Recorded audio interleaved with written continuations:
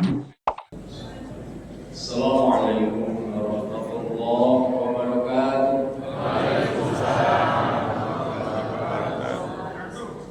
Innal hamdalillah nahmaduhu wa nasta'inuhu wa nastaghfiruh wa na'udzu billahi min shururi anfusina wa min sayyiati a'malina. Man yahdihillahu fala mudilla lahu wa man yudlil fala hadiya lahu. Asyhadu an la ilaha illallah wahdahu la syarika lah wa asyhadu anna sayyidana Muhammadan abduhu wa rasuluh la nabiyya wa rasula ba'da.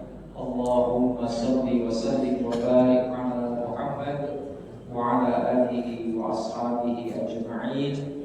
Wa qala Allah ta'ala fi kitabihil karim. Bismillahirrahmanirrahim. Ya ayyuhalladzina amanu taqullaha haqqa tuqatih wa la tamutunna illa wa antum muslimun. Wa qala aidan alladzina amanu wa hajaru wa jahadu fi sabilillahi bi amwalihim wa anfusihim a'dhamu darajatan 'inda Allah wa ulaika humul faizun. Ayat Surat At-Taubah ayat 24.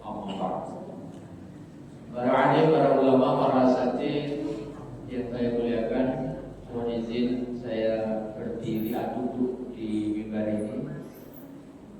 Yang saya hormati Ketua DKM Masjid Baitur Rahman Bapak Usman dan juga segenap pengurus, juga para pengurus DKM yang hadir di majelis yang saya hormati, Bapak Ibu jamaah sholat subuh dan yang nanti dilanjutkan dan sudah sedekah subuh yang mudah-mudahan dirahmati Allah. Amin.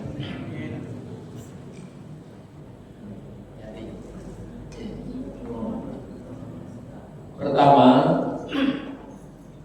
mari kita bersyukur kehadirat Allah Subhanahu wa taala.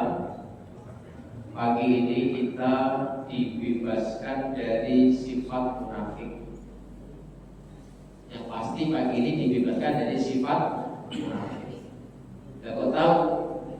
Ya, karena orang yang menjaga sholat isya dan sholat subuh berjamaah, maka dia akan terhindar dari sifat munafik. Dan itu sekarang kita miliki. Mudah-mudahan selanjutnya bisa kita rawat. Kita juga bersyukur atas segala nikmat, karunia, hidayah, ma'unahnya, sehingga kita masih bisa memanfaatkan kesempatan yang Allah berikan untuk berbekal. Dan Quran mengajarkan bekal itu terus diupayakan. Wa tazawwaju fa inna khairaz zadi taqwa. Dan seelok-elok bekal, hendaknya kalian banyak berbekal, dan seelok-elok bekal adalah takwa. Kita juga sedang berbekal, memelihara sholat berjamaah, apalagi waktu subuh itu berbekal, memakmurkan masjid itu berbekal. Itu bentuk-bentuk nilai ketakwaan. Silaturahim itu bekal takwa. Berbagi itu juga bekal takwa. Menuntut ilmu itu juga bentuk dari bekal takwa. Insyaallah kita sudah benar nih. Wa tazawwaju fa inna khairaz zadi taqwa. Dan yang kedua, salawat dan salam Allah letakkan atas baginda Rasulullah Muhammad sallallahu alaihi wasallam, kepada keluarga, para sahabat dan kita sekalian yang senantiasa istiqomah di dalam mengikuti sunnah-sunnahnya ila yaumil qiyamah. Amin ya rabbal alamin. Saya sungguh sangat berbahagia dan bersyukur pagi ini bisa bersama-sama ikut sholat di Masjid Baitur Rahman yang sangat-sangat indah. Kalau saya melihat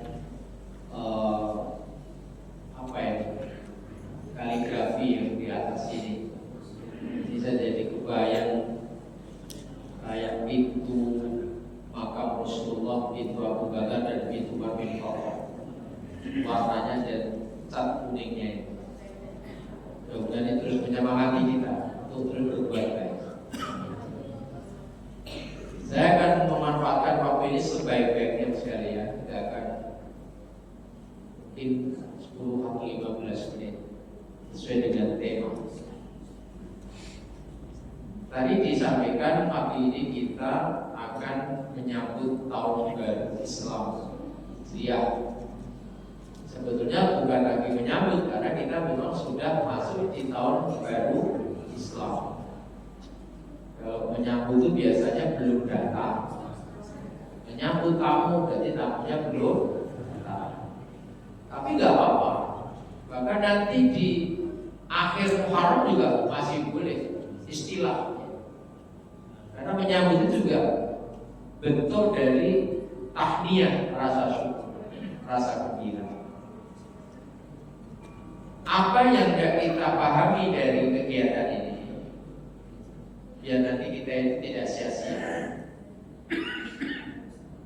Tidak semua kaum muslimin itu berkesempatan dan tertarik menyambut tahun baru Islam. Tidak semua. Walaupun di akhir-akhir ini sudah mulai ada gejala, kaum muslimin sudah mulai sadar.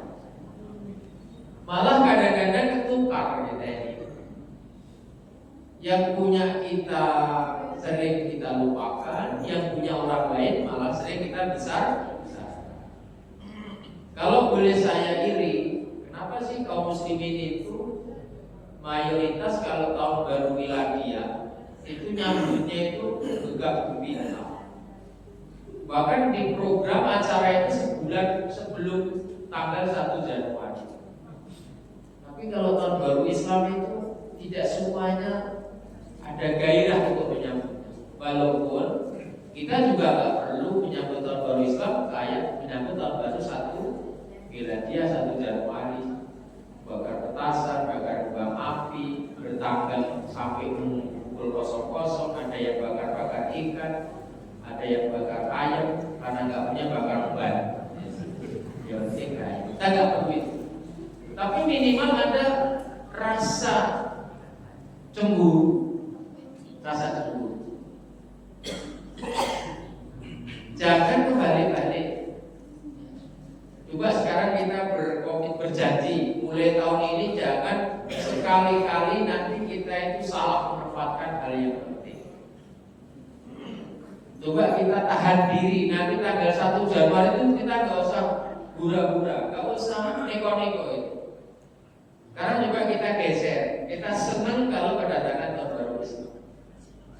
Kenapa itu terjadi? Bapak Ibu sekalian, itu karena kaum muslimin belum semuanya paham. Kan kalau boleh saya kelompokkan ini, umat Islam hari ini itu kan ada yang tidak paham, ada yang setengah paham, ada yang salah paham, ada yang pahamnya salah. Jadi penyimpangan itu karena satu tidak paham. Menghadapi orang tidak paham itu gampang. Asal mau mendengarkan, kita pahamkan, insya menjadi benar. Orang yang tidak paham itu nggak terlalu sulit. Dinasehati menjadi paham. Menghadapi orang setengah paham itu juga nggak terlalu repot, kan tinggal menggenapkan saja. Sudah punya setengah dia paham. Tinggal genepin kepulin saja. Nah yang jadi masalah itu yang nomor 3 dan 4, orang yang salah paham dan pahamnya salah. Orang salah paham ini repot. Kita ngomong A, dia udah merasa dirasani. Kita ngomongin nggak ada hubungannya dengan dirinya, dia sudah merasa tersinggung, namanya salah. Nah yang parah itu yang pahamnya salah. Pahamnya salah. Contoh pahamnya salah itu kayak model begini nih Pak. Tahun baru Islam tidak diingat, tahun baru yang bukan Islam malah dibesar-besarkan. Tentunya pahamnya salah. Bahkan orang Islam sendiri di dalam memahami tahun baru Islam ini juga masih pahamnya salah. Apalagi misalnya memahami bulan Muharram nih, bulan pertama di kalender Islam. Apa disangka seluruh kaum muslimin seperti Bapak Ibu ini? adakan kegiatan santunan, menjaga ukhuwah, enggak. Di komunitas saudara-saudara kita dari Jawa, termasuk orang Jawa, terutama ini Jawa yang belum tercerahkan ya. Itu kalau bulan Muharram begini, itu pahamnya salah. Orang Jawa kami mengatakan bulan Suro. Nah kalau sudah ketemu bulan Suro, itu orang Jawa yang masih memegang prinsip-prinsip tradisi kejawen, itu semuanya off. Gak ada pernikahan, gak ada sunatan, bahkan mau pindah rumah pun ditunda. Bangun rumah juga ditunda. Kenapa? Ini bulan sial, bulan yang gawat, bulan yang angker. Ini orang Jawa lupa. Tapi saya orang Jawa, tapi saya sudah agak sedikit ngerti. Ini orang Jawa yang pahamnya anak ngomong, Pak Bu, saya ngambil cuti, saya sudah punya calon, pengen dinikahkan di bulan ini, kebetulan ini bulan itu. Kata bapaknya, nggak bisa, ditunda dulu sampai selesai bulan Suro. Bahwa kalau kamu paksakan nikah di bulan Suro, rumah tanggamu tidak akan bahagia, berantakan, rezekimu akan sulit, macam-macam. Itu namanya ilmu mitologi, mitos. Ilmu mitos. Karena tidak paham. Bahkan, mohon maaf Pak Yul ya, yang Lampung, kita sama-sama Lampung. Di Lampung saja ada yang pahamnya salah. Misalnya, kalau orang Jawa nggak berani nikah di bulan Muharram, sebagian sedulur kita Lampung nggak berani menikah di antara 2 hari raya, di antara 2 khutbah Idul Fitri, Idul Adha. Saya coba dialog, apa alasannya Mbak? Kok nggak boleh kamu? Apa kata si Mbak? Aduh cawane Datuk usia lewat, dan tanya besar gua. Ya aduh lah, gelarnya tradisi. Nggak ada dalil Pak. Lah kalau yang dipahami nggak boleh nikah di antara 2 khutbah Jumat, ya memang nggak boleh. Lagi khutbah nikah nggak boleh. Tapi kalau di antara khutbah Idul Adha, Idul Fitri, Idul Adha, kok nggak boleh sih? Mana ranahnya? Nah tugas pagi ini, yuk monggo bareng-bareng kita menjadi orang yang paham. Jangan tidak paham, jangan setengah paham, jangan salah paham, apalagi pahamnya salah. Kita akan diskusi tentang menyambut tahun baru Islam. Bapak Ibu, mohon dibayangkan nih. Jadi ngomongin dari mana ini? Mau ngomongin Muharram atau ngomongin hijrah? Kita ngomongin dulu tentang histori sejarah penanggalan Islam. Penanggalan Islam. Ibu bapak, sebelum umat Islam punya kalender Islam, kalender Hijriah, dulu itu umat Islam menggunakan kalender Miladiyah atau Masehi. Ide gagasan untuk membuat penanggalan Islam itu dirancang ya oleh Khalifah Umar bin Khattab. Pada tahun keempat dia menjadi khalifah, tepatnya pada tahun 17 Hijrah. 17 Hijrah.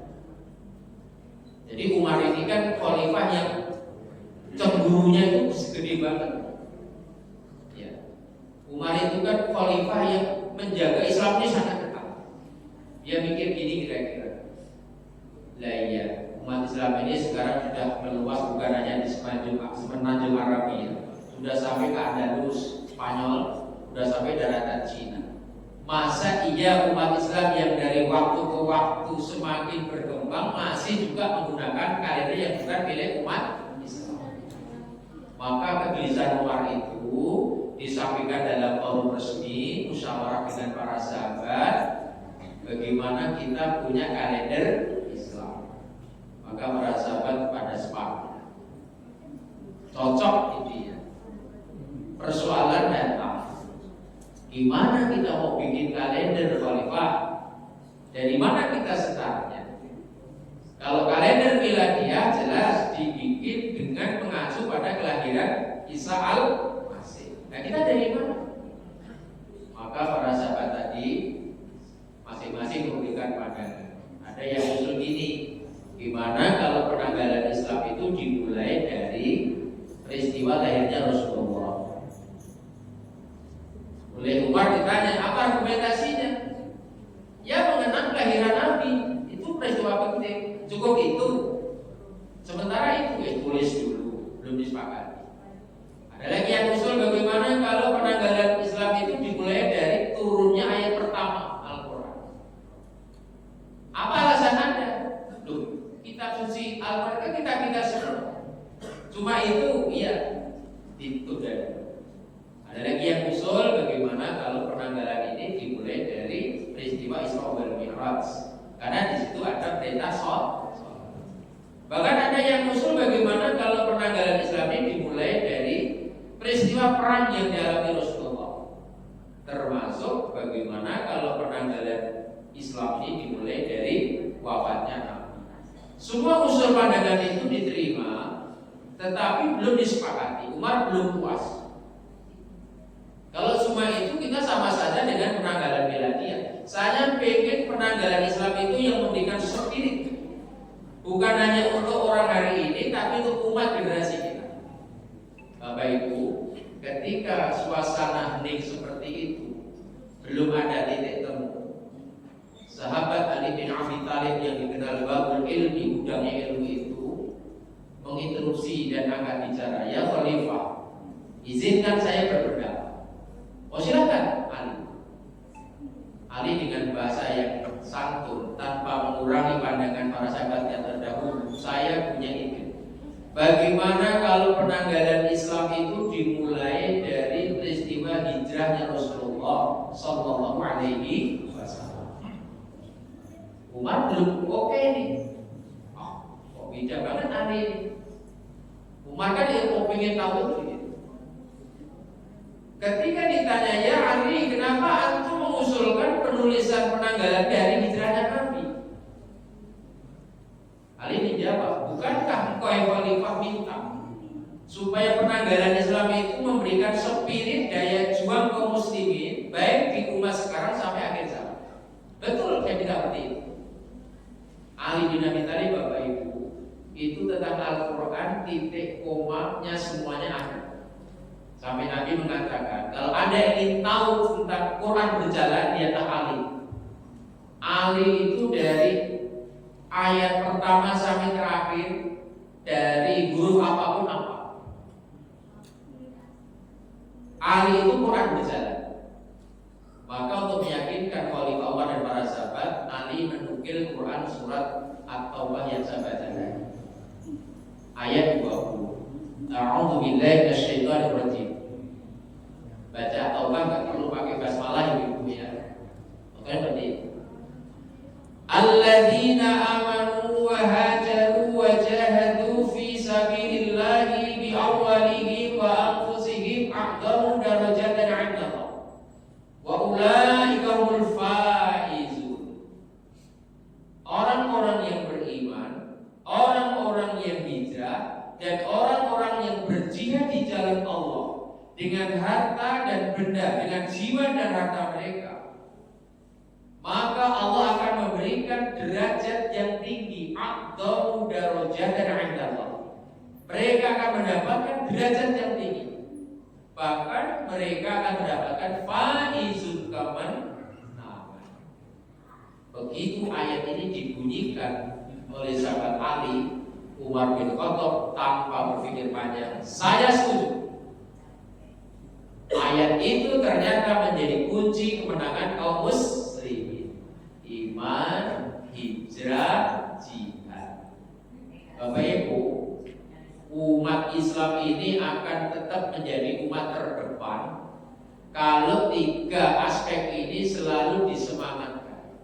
Kalau hari ini umat Islam mengalami keterpurukan karena pilar-pilar penyangga ini sedang bermasalah. Iman iman umat Islam sedang bermasalah, hijrah umat Islam sedang bermasalah, apalagi jihad. Makanya menyambut tahun baru ini bukan main-main ini. Kalau bisa kita gunakan hikmah ini demi Allah nanti, kaum muslimin akan bangkit sekali. Termasuk saya dengar, saya lihat Bapak Ibu ingin membangun rumah tahfiz, akan selesai dalam waktu singkat. Kalau semangatnya semangat iman, hijrah dan jihad, ini yang sekarang perlu kita hidupkan. Makanya mohon maaf saya ceramahnya ini agak kotor. Kenapa? Iman saya jauh-jauh kali ada kalau saya cuma tertawa. Karena ini kunci sukses. Iman, hijrah, jihad. Sepakatlah Bapak Ibu ketika itu bahwa penanggalan Islam dimulai dari hijrahnya Rasulullah Sallallahu Alaihi Wasallam. Nah, kita ngomongin kader tuh, maka kemudian kita mengenal penanggalan Islam dengan nama-nama bulan yang 12 itu, dan kita bangga kalender Islam yang terdiri dari 12 bulan itu bukan rekaan manusia. 12 bulan itu, 12 bulan dalam penanggalan Islam itu produk dari Allah, bahkan diciptakan bersamaan ketika Allah menciptakan langit dan tadi disebutkan dalam sambutan Bu Wali Kota yang dibacakan Pak Ketua DKM, menyitir Quran surah 9 ayat 36. A'udzu billahi minasyaitonir rajim. Inna iddatash syuhuri 'indallahi 12 syahran fi kitabillah yauma khalaqas samawati wal ardh minha arba'atun hurum. Ini Bu kerennya Bu kalender Islam itu. Kalau yang miladiah itu ya Januari, Februari, itu bukan dari produk ayat itu. Ada dikaitkan dengan nama pendeta atau nama apa, nama dewa. Kalau Islam enggak. Inna iddatash syuhuri 'indallahi 12 syahran fi kitabillah yauma khalaqas samawati wal ardh minha arba'atun hurum. Sesungguhnya hitungan bulan-bulan di sisi Allah itu ada 12 bulan yang ditetapkan oleh Allah saat Allah menciptakan langit dan bumi. Minha arba'atun hurum, dari 12 bulan itu ada 4 bulan yang diharamkan. Ini kata-kata haram yang kemudian dibedakan orang Jawa.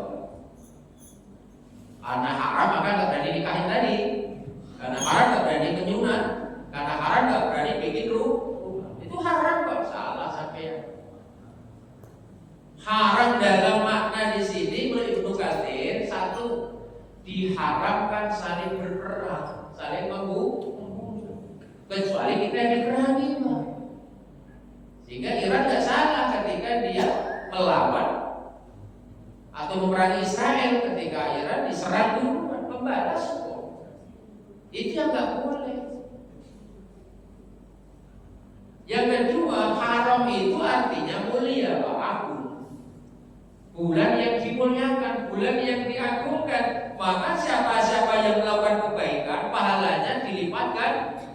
Pertanyaannya, menikahkan anak yang sudah mau nikah itu perbuatan baik atau buruk? Anak-anak SD yang sedang libur, anak laki-laki kita yang pengen sunat itu perbuatan baik atau buruk? Bangun rumah biar anak ini tidak hujan itu perbuatan baik atau buruk? Nah, kok nggak berani orang jawab, Pak? Karena pahamnya salah. Mestinya dengan penjelasan ini Bapak Ibu yang orang Jawa ini ya harus dibuang jauh-jauh keyakinan itu. Bulan yang dimuliakan, haram itu.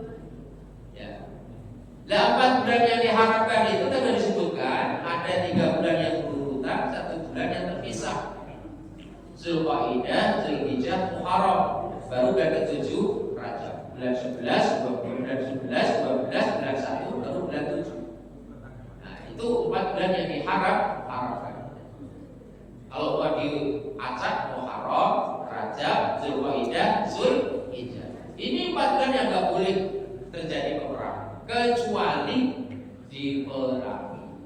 Dan siapa yang melakukan amal-amal kebaikan di bulan ini? Mudha'afa, berlipat ganda pahalanya.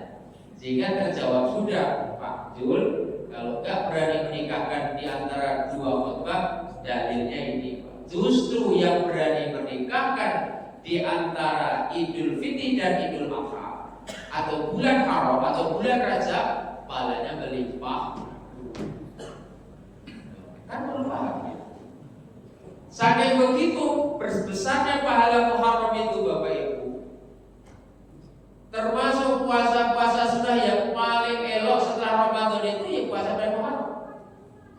An Abi Hurairah radhiyallahu anhu qala anna Nabiyya sallallahu alaihi wasallam qala afdhalus siyam ba'da siyami Ramadan siyamul Muharram wa afdhalus shalah ba'dal fardhah siyamul lail atau shalatul lail. Hadis rawahul Muslim. Dari sahabat Abu Hurairah, dia berkata, adalah Nabi bersabda, seutama-utama puasa setelah puasa Ramadan adalah puasa di bulan Muharram. Jadi bersyukurlah kemarin dan yang akan datang yang memperbanyak puasa sunnah di bulan Muharram. Apalagi yang kemarin puasa 2 hari, tanggal 9 dan tanggal 9 puasa Tasyura, 10 Muharram puasa Asyura. Pahalanya boleh. Itu mengapa waktu saya di UI kemudian ya, awal-awal itu Ustaz, nanti hari Kamis pada zuhur pengajian di Baitur Rahman. Saya lihat tanggal 9, tanggal 10. Apa tidak bisa dirubah waktunya? Ya bukan nggak bagus Pak. Kalau ceramah lapor itu kan ya. Ceramah tapi haus kan kayaknya. Berita menyusul diganti subuh. Subuh betul saja Pak. Puasa bisa maksimal, mengambil keberkahan hari Jumat pakai di bulan Muharram pula, berlipat ganda kebaikan. Maka kata selamat Bapak Ibu yang kemarin bisa puasa 2 hari, puasa Tasyura, puasa Muharram, puasa Asyura, 3 hari. Itu keagungan. Informasi ini perlu kita hadirkan biar tidak pahamnya salah tadi. Oke, sekarang kita bilang hijrah lagi. Kita harus mengkaji lebih dalam kenapa sampai Ali bin Abi Thalib menggunakan momentum hijrah sebagai tanda awal penanggalan Islam. Bapak Ibu, ada apa hijrahnya Nabi? Yuk kita sekarang mencuri isinya apa hijrahnya Nabi. Nanti kalau sudah ketemu pesan-pesan hijrah, kita praktekkan di Baitur Rahman dan di masjid-masjid lain. Kalau kita membaca sejarah, Rasulullah Shallallahu Alaihi Wasallam keluar dari Mekah menuju Medina, sampai di Medina, namanya Yathrib ya. Itu pada hari Senin tanggal 8 Rabiul Awal tahun pertama Hijrah. Itu kalau Masehnya tanggal 20 September 622 Miladiah. Itu Nabi sudah sampai di kampung Kuba. Yang kemudian Nabi mendirikan masjid yang pertama, namanya Masjid. Saya yakin Pak Haji, Bu Haji yang pernah umroh pulang, insya Allah pernah sholat di Masjid Kuba. Itu kalau diukur itu jarak dari Masjid Nabawi itu cuma 10 kilo. Karena termasuk paket wisata ya, ziarahnya ke Masjid Kuba itu. Bersyukurlah yang pernah kesana. Itu masjid pertama yang dibangun Nabi sesampainya dari Mekah ke Medina. Masuk kampung Kuba, tapi belum masuk Yathrib di Kuba. Itu hari Senin tanggal 8 Rabiul Awal. Setelah 5 hari, Senin, Selasa, Rabu, Kamis, Jumat. Hari Jumat tanggal 14 Rabiul Awal tahun pertama Hijrah, baru Nabi bergeser dari Kuba menuju Yathrib yang sekarang jadi Masjid Nabawi itu. Baru Nabi mendirikan Masjid Nabawi. Berarti Masjid Nabawi itu lebih mudah daripada Masjid Kuba, walaupun cuma 5 hari. Itu cerita. Nah, kita lihat apa yang dikerjakan Rasulullah setelah pindah dari Mekah ke Yathrib ke Madinah. Ini kunci kemenangan Pak. Monggo rahasia ini dihidupkan kembali hari ini. Demi Allah, kalau semangat hijrah Nabi ini kita bangun kembali, kita akan menang umat Islam ini. Yakin itu. Karena sudah dibuktikan oleh Nabi. Dan tema ini pas betul. Padahal kita agak diskusi tema ini. Ada 3 yang dikerjakan Rasulullah Sallallahu Alaihi Wasallam di Medina. Hijrahnya Nabi itu dari Mekah ke Medina ada 3 yang dikerjakan. Yang pertama, Nabi melakukan satu gerakan namanya Iqamatus Sya'aril Islam. Apa Iqamatus Sya'aril Islam? Menegakkan syiar-syiar Islam, menegakkan simbol-simbol mercusuar Islam. Lewat apa? Pembangunan masjid. Ini konsep Nabi. Kenapa kok Nabi gak pertama-tama bikin perkantoran, bikin rumah dinas, bikin operasi, biar jangan merah putih, operasi apa, bikin BBM, jangan bikin Pak. Jadi kok yang dibangun kok Mas? Rahasia ini Pak. Ternyata Bapak Ibu, Rasulullah berijtihad Nabi itu ya. Memang dibimbing oleh wahyu. Bapak yang tiqani dakwah itu ila wahyu. Apapun yang diucapkan, yang dikerjakan Nabi itu dibimbing oleh wahyu.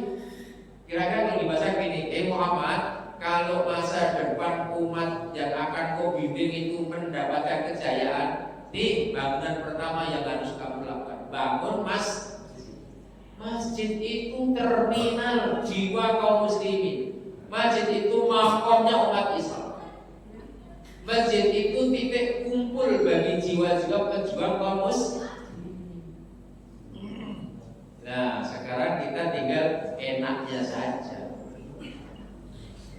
Bagaimana sekarang kita menjadikan masjid sebagai pusat iqamatus sya'arul Islam, pusat syiar Islam. Nah, ini PR hari ini Pak. Gimana umat Islam mau mendapatkan kejayaan kalau masjid-masjid tidak menjadi syiar, tidak dimakmurkan? Ini PR. Alhamdulillah di subuh hari ini banyak betul ini Pak. Nah besok pagi mudah-mudahan istiqomah. Amin, serius kamu. Saya ini kan berjalan ya, hanya karena ya kemarin ditakdirkan menjadi pendakwah gitu. Jadi saya kalau ke arah kakak saya bukan fitnah, ada kemirisan.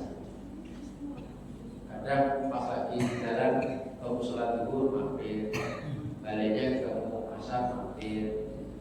Karena rasanya itu bukan di situ elok, bagus. Arsitekturnya itu luar biasa, kelas. Bahkan belum habis mata memandang itu sudah ada masjid. Tapi sesuatu yang mengerikan, begitu kita singgah ke sholat, masjid yang begitu elok itu 5 biji. 5 ini masih dibagi. Yang mungkin 2 bapak tua sama saya lihat dengan istri, ada tukang jualan apa yang pakai motor itu cilok mampir 5. Ini pemandangan mengerikan. Bahkan di sebelah sono ada juga orang bikin masjid itu, jangan tersinggung Pak ya. Itu sampai menjual marwah, harga diri umat Islam. Rumah bagus-bagus, mobil elok-elok, banyak pegawai pejabat, konglomerat. Ya, kok pasang drone di tengah jalan? Mudah-mudahan bukan masjid ini. Berbulan-bulan. Dan siapa yang sering dijadikan tumbat? Mak-mak yang suruh duduk di tengah jalan. Jalan terang itu mak-mak, drum itu bapaknya di pinggir jalan pegang. Terima kasih, hati-hati, pelan-pelan, mari bapak sekalian, Pak supir, maknya yang ditaruh di tengah. Ini kan bapaknya kan ada tronton, ada travel, ada motor. Nah kalau yang disampaikan disikut tronton mati, ya udahlah Pak, takdir kawin lagi, itu jalannya Bapak.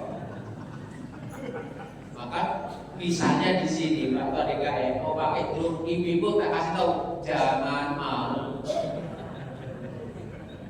Dan nggak mungkin di sini pakai malu. Coba ada pegawai apa pimpinan BRI itu apa tadi? Malu. Ada Pak Zulkifli keren sini. Alumni pejabat hebat. Tapi di tempat lain Pak, sering kita jumpai begitu sudah jadi bubar. Yang ada yang Pak Tua itu, yang ikomat Pak Tua itu, yang makmum merangkap imam Pak Tua itu. Mana yang lain? Katanya tugas kami sudah selesai. Itu nasib masjid kita. Maka pastikan mengambil hikmah hijrah adalah back to masjid, kembali ke masjid. Masjid harus memberikan 3 kekuatan. 1, kekuatan spiritual, kekuatan intelektual, kekuatan sosial. Apa maknanya? Kegiatan spiritual harus digunakan menempa spiritual jamaah dengan sholat berjamaah. Boleh tinggal di kayak begini, di sini azan, sono nggak sholat, nggak diterima sholat sampai di rumah. Waduh ngeri banget Pak. Ya begitu kan di sini. Baik kalau gitu aku nggak punya jadi sholat, ya terserah pilihan kan. Spiritual. Ayo, masjid harus dipastikan menjadi media penguatan spirit. 5 waktu itu di masjid bagi bapak-bapak. Kalau ibu nggak harus mati. Yang kedua adalah intelektual. Apa maksudnya? Masjid harus menjadi pusat pengasahan ilmu. Maka yang namanya taklim, pengajian itu menjadi kebutuhan primer, Pak. Ada masjid ngajinya nunggu hari-hari besar Islam. Kapan pinternya? Hari-hari besar Islam kan cuma berapa tahun sekali. Isra Mi'raj, lagi Maulid Nabi, Nuzulul Quran. Kira-kira Bapak Ibu setahun dikasih pencerahan 3 kali itu cerdas enggak? Orang yang dikasih ngaji tiap hari saja masih bulat. Setahun 3. Makanya Pak DKM lagi usul ini masjid ini buat kajian rutin. Ambil waktu yang ideal, habis maghrib sampai isya itu nggak terlalu lama, nggak terlalu singkat, udah pahalanya luar biasa. Terus kadang-kadang saya juga pikir, ini kalau misalnya dekat siap juga saya menjadi salah satu yang memanfaatkan di sini. Iya. Maka nanti kalau misalnya bapak-bapak, bukan saya pinter, karena ada masjid ini loh banget, sudah sekali gitu nggak apa-apa, saya cuma tempat itu. Mau tidur di kamar, yang penting maklum. 1, spiritualnya harus mantap. Ya, bapaknya, ibunya, anak-anak muda mesti menang kita. Yang kedua, intelektual, ngajinya ditambah. Kalau bisa cerita, kami punya masjid. Masjid kami itu besarnya masih gede punya kami di komplek itu. Tapi masjid jadul. Mbak Ilo begini Pak, jadul buat. Ya zaman lama. Tapi kami berbangsa. Ngaji itu ya kalau kami ceritakan, yang namanya pada subuh pasti ada kultum subuh. Pasti ada kultum subuh sekalian sedekah subuh. Kota pasti jalan. Ini tolong dipraktekkan Pak, sedekah subuh. Itu sedekah paling the best. Gak usah 10.000 kebanyakan, 5.000 jadilah. Kebanyakan 2.000 tapi kullayaum setiap waktu subuh. Latihan sedekah. Kalau ini belum ada, mulai besok Pak DKM siapin kota. Bisanya dulu. Yang kedua, kapan pengajian lagi? Ahad malam Senin taksir, Rabu malam Senin taksir, Sabtu malam Ahad kajian pada Isya, malam sampai Isya, Jumat pagi kajian. Itu bentuk-bentuk intelektualnya. Itu saja masih cukup. Nah yang ketiga, masjid dinyatakan standar kalau ada peran-peran sosial. 1, jangan sampai ada masjid tapi kanan kiri ada orang nggak bisa makan, dosa masjid. Jangan sampai ada masjid hebat, ornamennya indah begini, lampunya luar biasa, malah lampunya gede banget, tapi ada yang nggak, ada orang jatuh dari sini nggak bisa makan, Pak. Maka kalau bisa, yuk pengurus berinisiatif. Kami punya program namanya Sedekah Jumat. Tadi saya ceritakan. Jadi setiap Jumat pagi kami yang laki-laki kajian, yang ibu-ibu itu di sekolah sana ngajarin Iqra. Kami ada 5 RT, didatarin, kita minta data Pak RT. Berapa fakir miskin? Ketemu 80 orang fakir miskin. Namanya real, bayinya itu jelas. Dan kerjaan ibu masih tak kalau kemis pagi Pak, kayak hari kemis kemarin itu. Keliling mereka beli beras, gantungin di pagar-pagar. Hari kemis dikumpulin, ditimbang 2 kilo 2 kilo. Jumat pagi dibagikan tiap Jumat 2 kilo setiap fakir. Saya yakin betul Masjid Baitur Rahman bisa lebih dari 2 kilo. Itu namanya peran sosial. Itu Pak. Itulah yang gaya kami. Jadi jangan dikatakan masjid hanya untuk sholat, habis itu kunci. Enggak. Masjid harus menjadi tempat stasiun terminal bagi orang-orang Islam, orang-orang Islam. Yang kedua Bapak Ibu singkat. Setelah Nabi iqamatus syari Islam menegakkan Islam dengan mendirikan masjid, apa yang dikerjakan Nabi? Hijrah. Ini yang terkait dengan tema Bapak Ibu. Nabi melakukan gerakan muakhah Islamiyah. Apa itu? Memperkuat ukhuwah Islam. Keren Pak. Gak akan pernah menang Islam ini kalau kita bercerai. Ayat yang dibaca sama Bu Haji, wa'tasimu bihablillahi jami'a wa la tafarraqu. Jangan dibaca itu kan. Dan berpegang teguh kamu di tali Allah dan jangan bercerai berai, kata kamu. Jangan bercerai berai. Jangan bercerai. Kunci kemenangan itu ada pada ukhuwah. Mungkin tugas Nabi berat. Nabi itu membangun ukhuwah 2 komunitas yang beda. Orang Mekah sama orang Madinah. Orang Mekah itu yang datang ke Madinah itu punya karakteristik begini. Karakternya keras orang Mekah itu. Profesinya dagang. Orang Madinah itu akhlaknya lemah lembut, profesinya petani. Apa perbuatan mudah. Tapi karena Nabi sungguh-sungguh 2 model manusia yang berbeda ini diikat dengan ukhuwah Islamiyah, Muhajirin dan Ansor. Sampai-sampai ketika orang Muhajirin yang datang ke Madinah nggak bawa apa-apa, hartanya masih ditinggal di Mekah, istrinya nggak ada yang dibawa, kan? Ketemu orang Madinah, orang Ansor. Wangi ya saudara, kamu bawa harta berapa? Kata orang yang datang dari Mekah, nggak bawa harta, belum bawa. Buru-buru bawa harta. Jadi nggak punya apa-apa. Tenang, aku punya 10 unta. Sama kamu 5, saya 5. Dibagi. Terus istrimu bawa berapa kamu? Dulu bertobat saya ini. Istriku masih di Mekah. Tenang, aku punya istri 8, kamu 4, aku 4. Dulu sekarang nggak mungkin dibagi-bagi. Sampai begitu. Ya, persoalan perjalanannya. Jadi sekarang kalau kita ingin bangkit, memang kita harus membunuh sekat-sekat, harus menimbun, mengukur virus-virus jahat itu. Misalnya urusan-urusan yang kecil-kecil, udah nggak modern lagi kita. Sekarang kita harus jangan ngomong yang buruk-buruk, harus yang besar. Itu yang kedua, muakhah Islamiyah.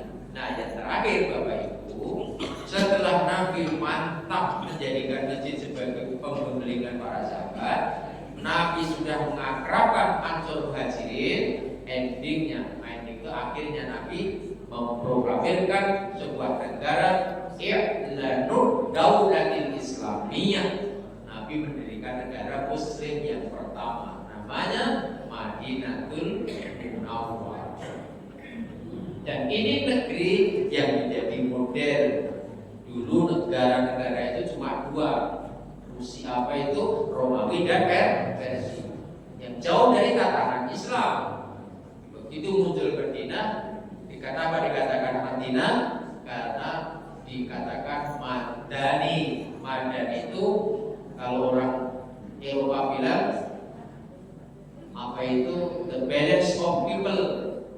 Kalau bahasa Quran umatan wasaton, umat madani. Maka namanya Madinah, yaitu umat yang merawat aspek dunia dan akhirat.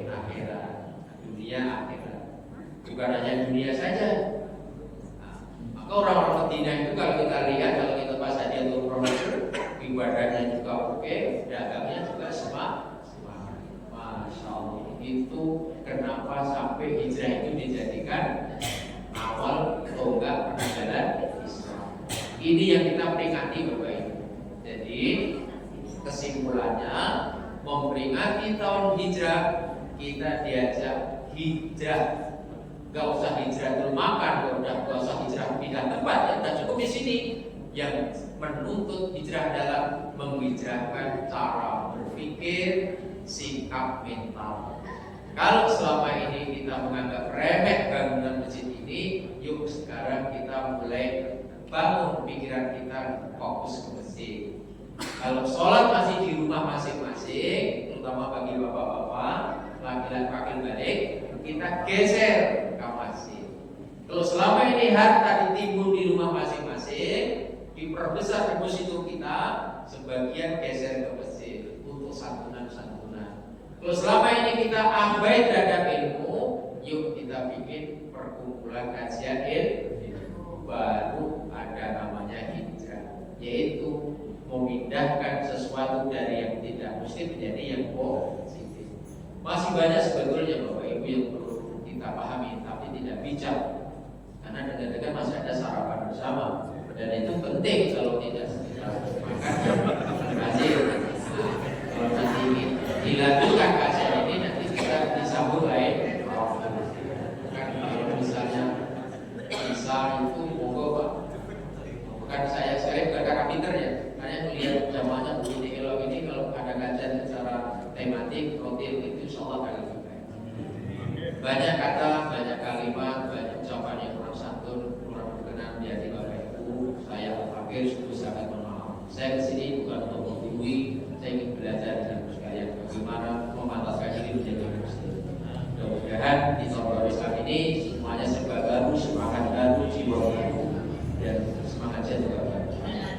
Jadi subhanallahumma wa bihamdika asyhadu an la ilaha illa anta astaghfiruka wa atubu ilaik. Bila taufik wal hidayah, nasallallahu alaihi wasallam. Wassalamualaikum warahmatullahi wabarakatuh.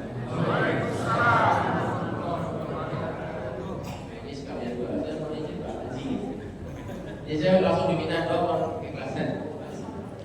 Monggo bareng-bareng kita berdoa.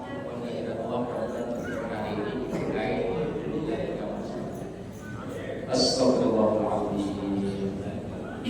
Astagfirullahaladzim. Astagfirullahaladzim. Subhanallah wa bihamdika wa tabaraka wa ta'ala jadduka wa la ilaha illa anta nastaghfiruka fa innahu la yaghfiru dzunuba illa anta la ilaha illa anta subhanaka inni kuntu minadh dhalimin. Allahumma shalli wa sallim wa barik ala Muhammadin wa ala alihi wa ashabihi ajma'in bi rahmatika ya arhamar rahimin. Alhamdulillahi rabbil alamin, hamdan syakirin, hamdan na'imin, hamdan yuwafi ni'amahu wa yukafi mazidah. Ya Rabbana lakal hamdu kama yanbaghi li jalalika al-karim wa 'azimi sultanik. Allahumma habib ilayna al-iman wa zayyinhu fi qulubina wa karih ilayna al-kufra wal fusuqa wal isyan waj'alna minal rasyidin. Allahumma qina 'adzabaka yawma tab'atsu ibadaka. Allahumma arzuqni al-jannata bi ghairi hisab.